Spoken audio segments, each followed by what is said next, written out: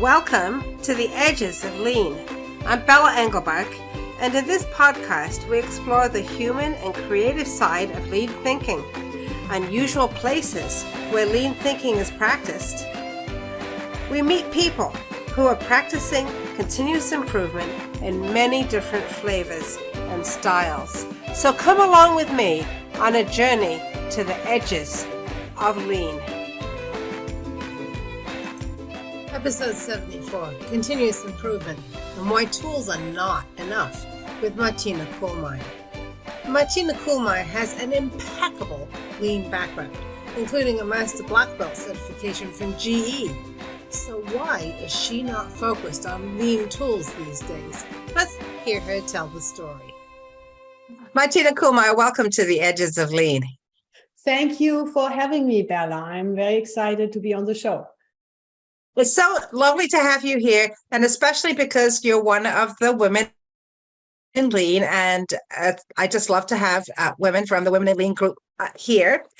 And one of the things we love to do in the Women in Lean is hear about our pathways. How did we move from what we started out in to where we are today in practicing lean and continuous improvement? So I would love to hear your story, Martina. Oh, thank you for asking that. Yeah, it was an interesting journey, and little did I know when I got started.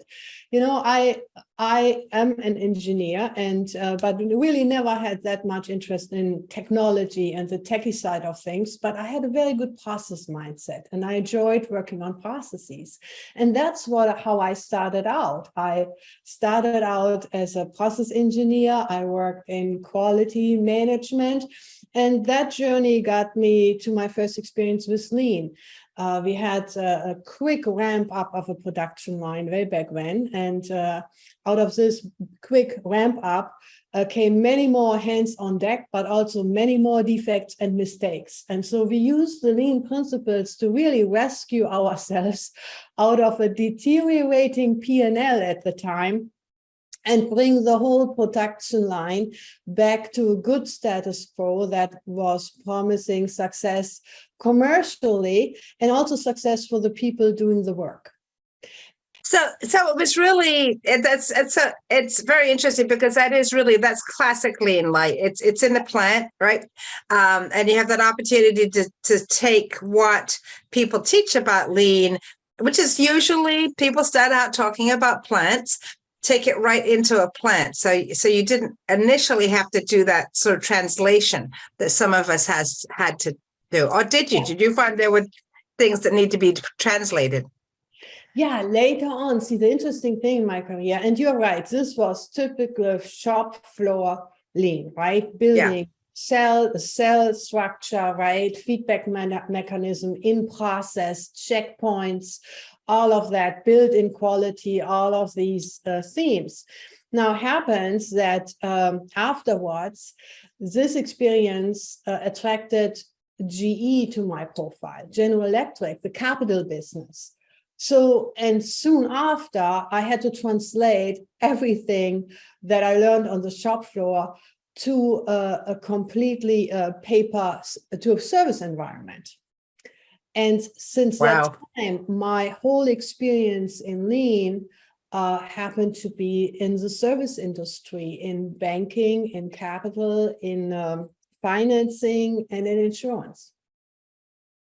So, Martina, that must have been a culture shock for you. But I want to just go back just for a moment to what you talked about doing on that production line. So you talked a lot about using lean principles to improve the productivity and decrease the defects. At that time, were you thinking about things like leadership behavior, or was it more about just the movement of product and focus on the product? Yeah, in that particular process, we really focused on the design of the work and the workflow, because that was the issue.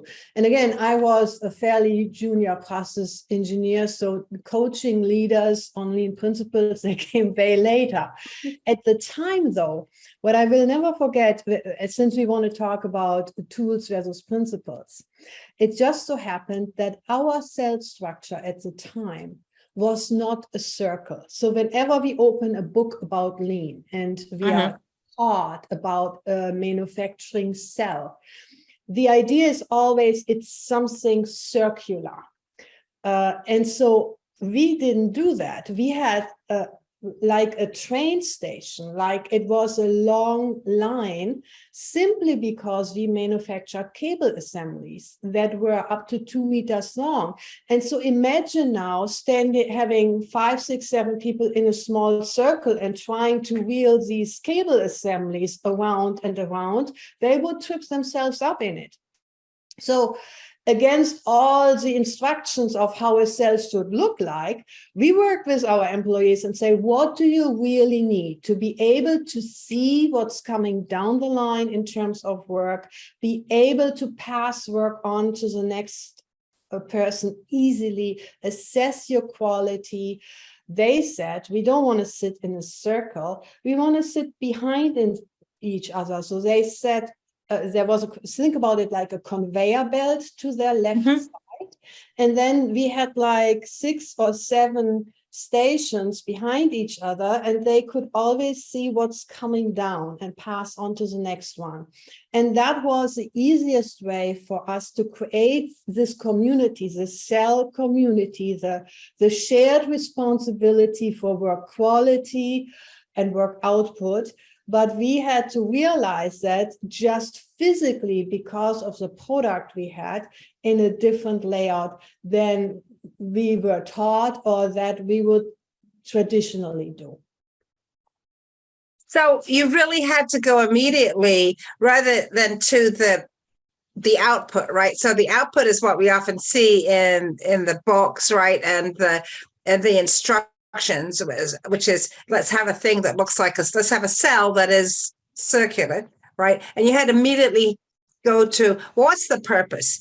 The purpose of this cell is to do these things. And that means that we have to think about how do we do that best. And it's not about creating that output that looks exactly like you would expect to see in a plant that was manufacturing something completely different, right? And so I think that's brilliant, Martina, because I think some people would go in there and particularly on their first foray into lean, go in there and say, well, it's supposed to be a circle. Let's figure out how we can make it into a circle. So that was a really good way of stepping out of, it's about this particular output. It's about understanding the purpose of this output as opposed to what the output itself looks like. Yeah, and the key was we asked the team, right? We asked the employees. We communicated the intent as to what we wanted to achieve and what we wanted to build. And once they understood it, they were able to weigh in and say, this is the best way to get that intent translated into actual activity. Wow. So you've done all this. It's physical, right? You're dealing with the cable assemblies, and now you move over to a paper. Well, I guess it's not just a paper, but a paper and an electronic process, right? Yeah. It's paper and electronics. So the good news is, we can see product and we can also see stacks of paper. But if everything moves into a computer, it's a whole nother story to see waste, right? But I was excited, so true. But I was excited about that. And the truth is, right, actually, we had this debate later, not at GE, at my next job, is where we argued, every production company has enormous amount of administrative processes.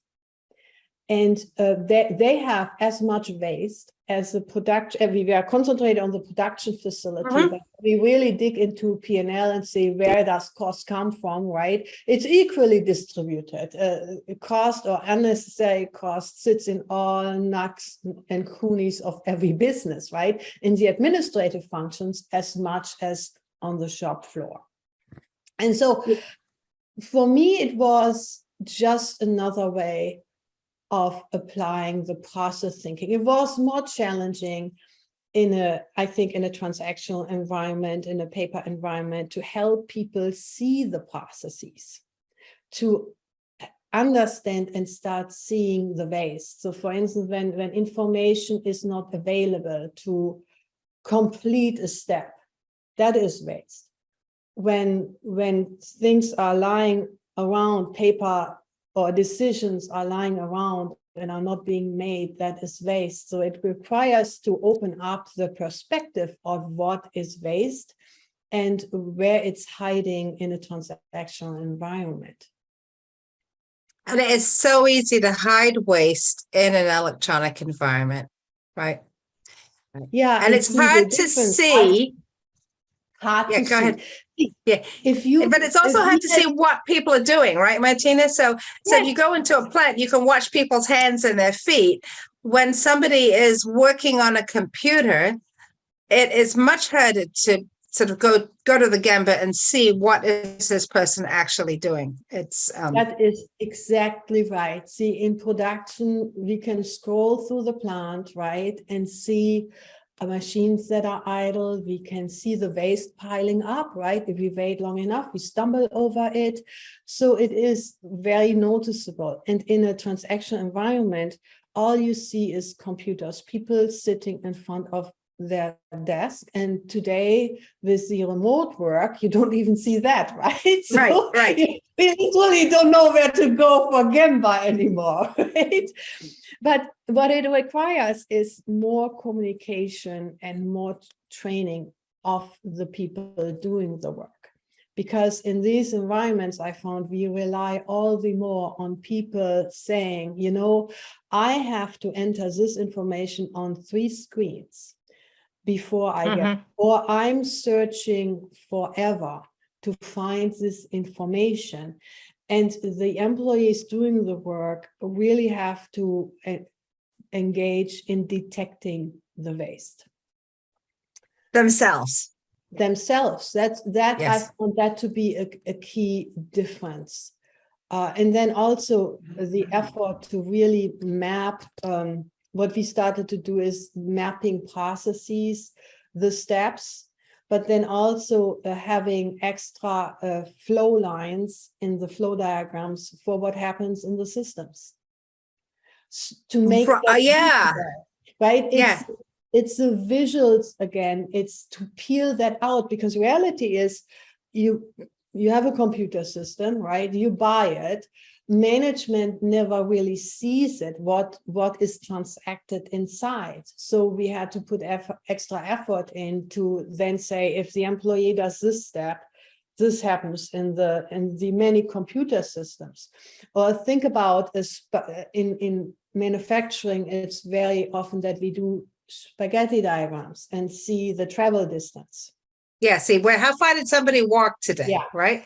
So in the transactional environment, it's through how many systems does this piece go?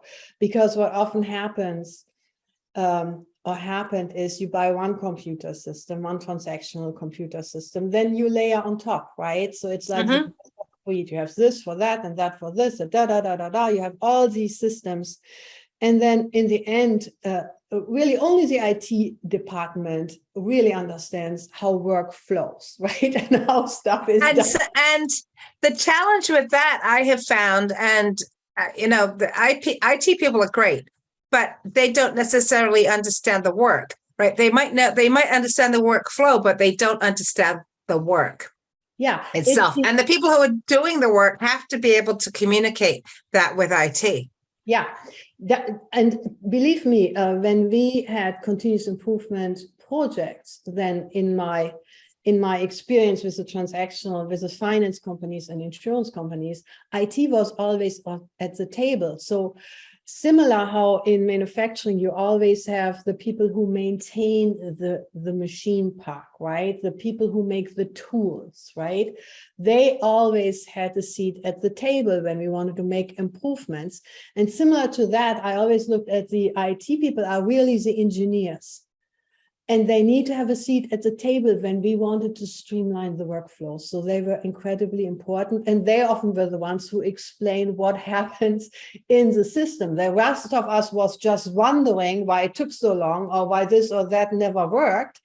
But it wasn't the IT organization who came to the rescue and said, here is what we coded based on your input 3 years ago. And now you want this and it doesn't work because this is how the system works. So really IT, in my experience, really took the role or the importance of the design engineers or the manufacturing engineers in a production environment.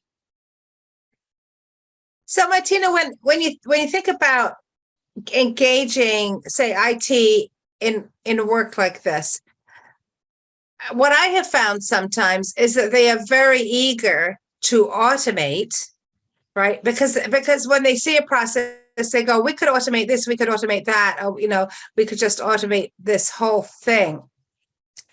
And sometimes you have to kind of pull them back and say, right, well, first we need to understand really what our output is, who the customer is, where it really needs to go before we decide which pieces are appropriate to automate. So I feel like there's always this struggle between IT saying, we could automate this, and they usually can, right?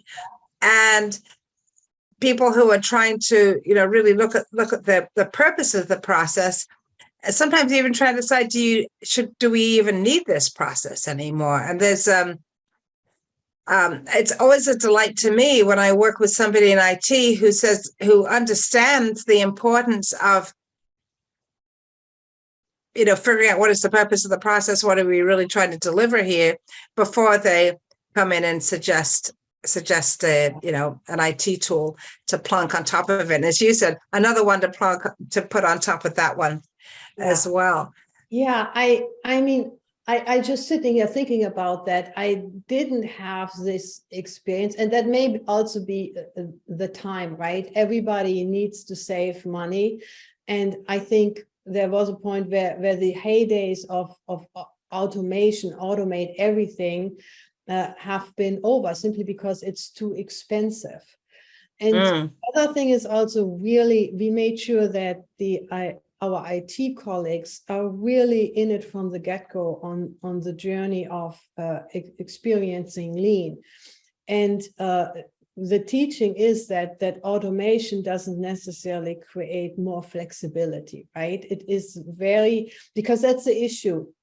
I can't tell you how often I heard in my time as black belt, master black belt, later as leader, where the employees who we want to engage in continuous improvement every day, they came, no, this is important to fix, but we can't do it because it requires IT.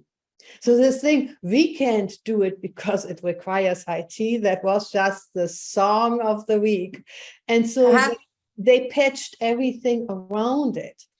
But never really got to breakthrough improvements because it required changes to the system. And then changes to the system are as important as redoing the machine park, right? It's important.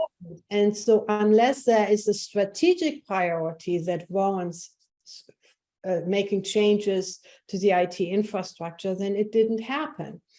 And that experience alone, I think, taught everyone, the IT community, because they would then say, sorry, we totally understand what you want to do, but it's not on our priority list. We don't have the time or the budget for doing that work. And so I think the organizations I worked in really realized over time that sometimes less is more, that's less automation. Automation is the antithesis of quick change, right? Because once automated, you are stuck with it. Right. You've built a railroad, and that's the only path you can go down. Yes, and so I think the realization is that less automation is more, and that there should be more leeway for people to create the work around it. At the end of the day, the technology enables the work. The technology is not the work. And that is what I often found to be the wrong perspective, right? When we think as technology is the work, no, technology still enables the people to do their work. So the workflow, literally the work itself comes first. In my mind, that needs to be understood first. And then we need to discuss to what extent current technology enables that or not.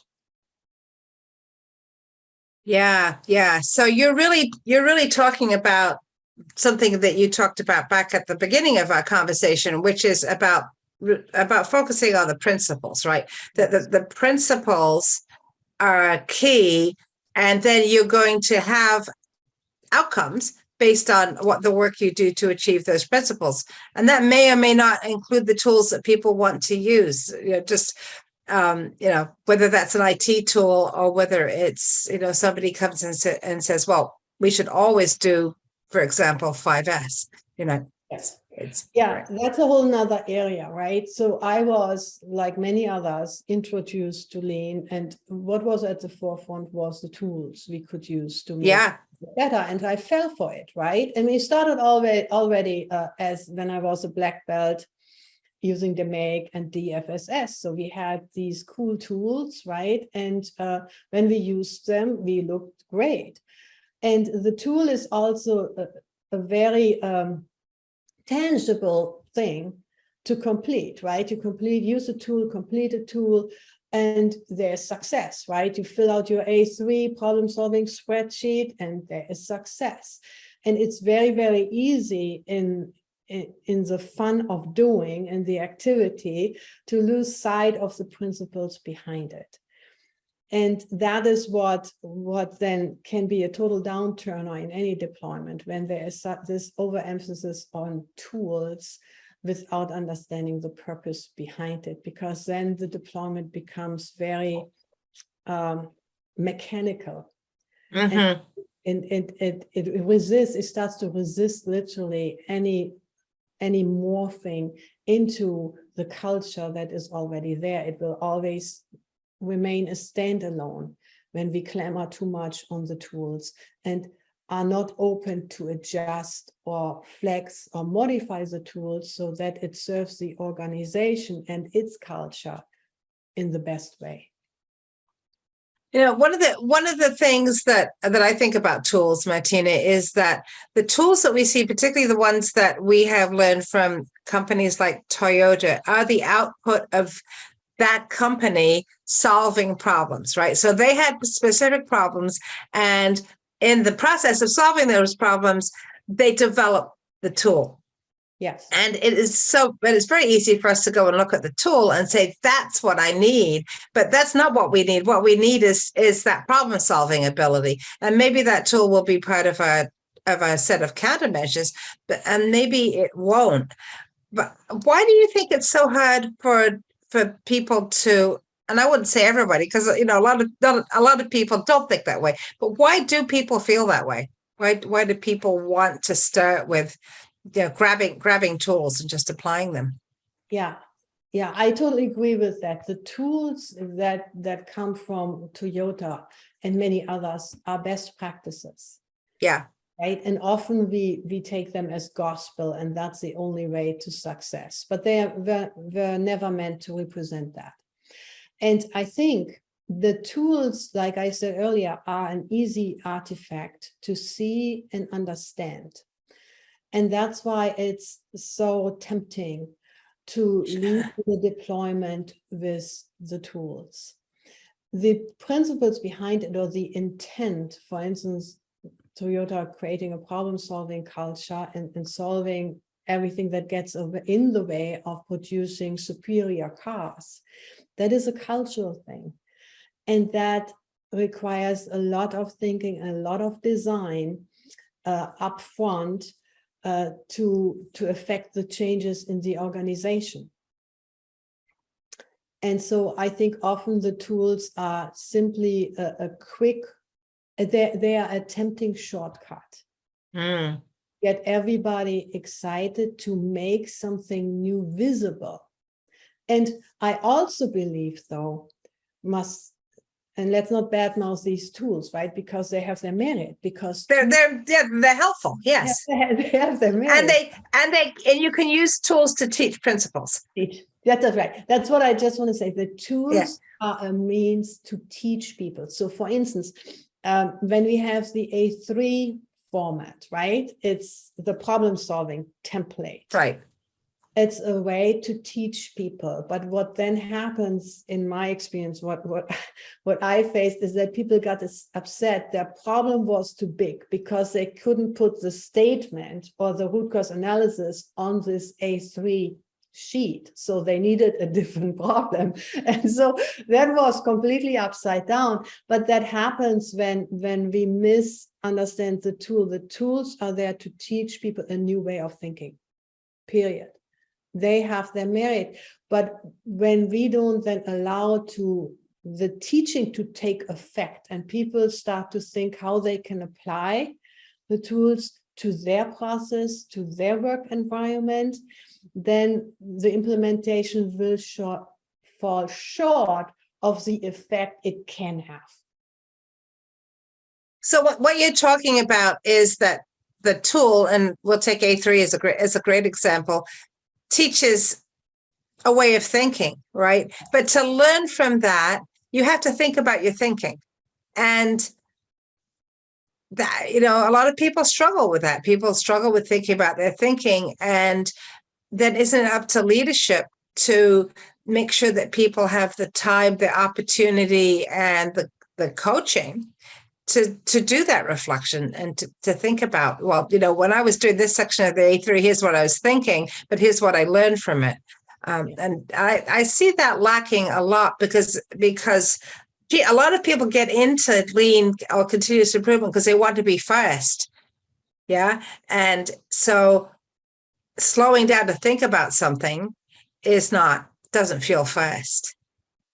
Nee, yeah, slowing down is not fashionable, right? In corporate America, and it's so easy to count and measure activity. How many problems have you solved? How many A3s do we have in process? How many DFSS DMAIC projects did we do this year? That's the easy stuff to measure. How has the culture changed, or how have people picked up on a problem-solving mindset? That's much harder to measure. And it's just a reality that wherever we want to start new initiatives or new efforts that are associated with cost, before you know it, the question is there, what's the return on investment? And so exactly, yeah. Right. So when these lean initiatives are, in my opinion, started solely from a desire to cut cost or save cost or be more efficient or be faster to market, then if that is the intent, then the measurement will be focused on action. On actions, right? So the cycle time, things like that, or a number of projects even, which is even worse. But when the lean approach is really started from a purpose, from an intent, from a desire to change the way work is done, then it's lifted up from being an activity-based initiative to something that is designed to change culture. And with that, the measurements, I believe, will automatically also shift towards leadership behaviors, right?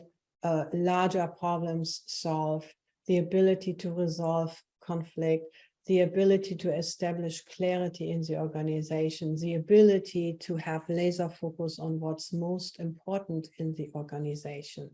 These bigger ideas behind lean getting lost when we are too focused on tools. And it's so easy, particularly if you do start with an early success, it's so easy to get excited and say, well, if we could save, $50,000 here, wow, we could save a lot more money there, and then start to pursue the dollars as opposed to pursuing the cultural change. Yeah.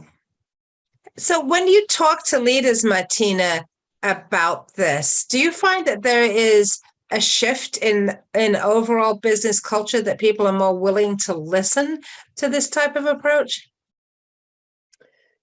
Yeah, I can't. I can only speak to the organizations I was a part of, right? And so I always experienced a shift from the experience of implementing tools towards harnessing the cultural benefits from it. And what then typically happened is that the approaches, the leadership approaches and the operational approaches would merge, right? Driving operational excellence requires also certain leadership behaviors. So it's like the yin and the yang, or no, Yeah. two sides of the same coins, right? And so with all these operational improvements, no matter how great the tools are, and even if the tools were adjusted, without the leadership support to drive an environment for continuous improvement, for innovation, where people are safe to raise issues and concerns, any continuous improvement effort will die on the vine sooner or later. So to make these continuous improvement programs that, in my experience, always, and maybe I wasn't at the right companies, or I didn't lead it the right way, we always started with a crisp focus on tools because it was a tangible. But then I had several experiences where we pivoted over to integrate the principles behind leans into leadership expectations. So the whole concept of we need to learn, adjust, and adapt. We need to have room for people to fail and learn. We need to foster continuous improvement. We need to respect the individuals. We need to collaborate above and beyond departments. We need to drive clarity in our organization as to what is the most important work. And you name it, all of these things that we build that into the behavioral expectations for leaders and employees alike, so that there was a clear expectations how leaders should show up in this environment, where we wanted to make sure that continuous improvement and innovation is alive for the long haul.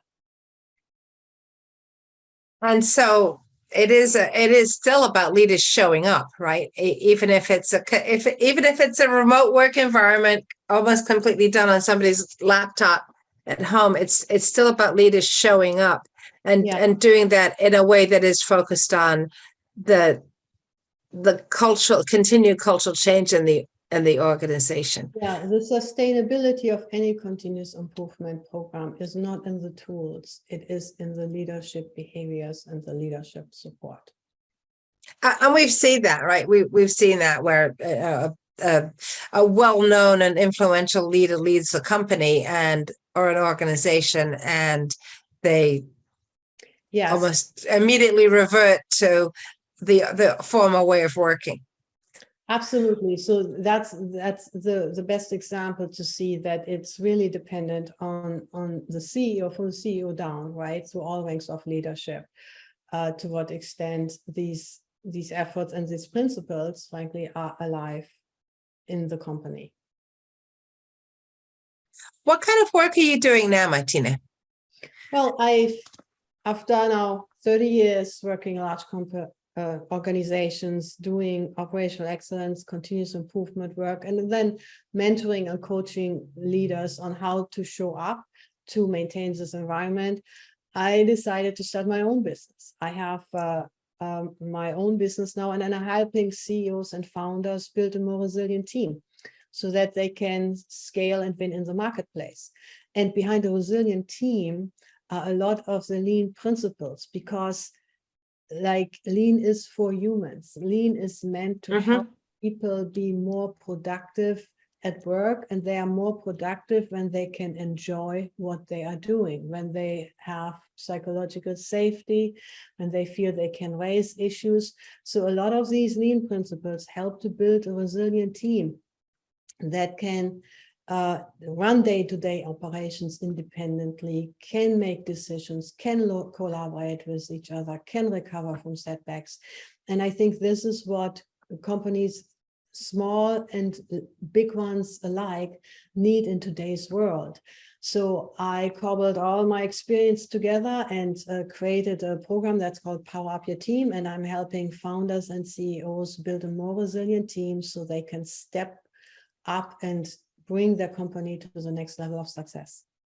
That is so needed, because I have seen so many people, particularly in startups, they're focused on the idea, right? They're focused on the product. And as soon as they start to grow and they start to bring in more and more of a team, they're throwing in more and more variation, more and more volatility about how that team's going to work. Right. So taking some time and some investment to invest in lean leadership skills and building a resilient team, that sounds like a really good way to ensure success, right? Yeah. It doesn't do you. Yeah. I always say a culture is easier created than changed, as we all know, right? Yeah. So it's better to invest right at the get-go and build a team with a lean mindset and lead it with a lean mindset. I think that paves a much better path to success. Now you're in the Boston area, am I right? In the Boston area, that's correct. So you have a lot of biotech, a lot of pharma startup, small companies around there.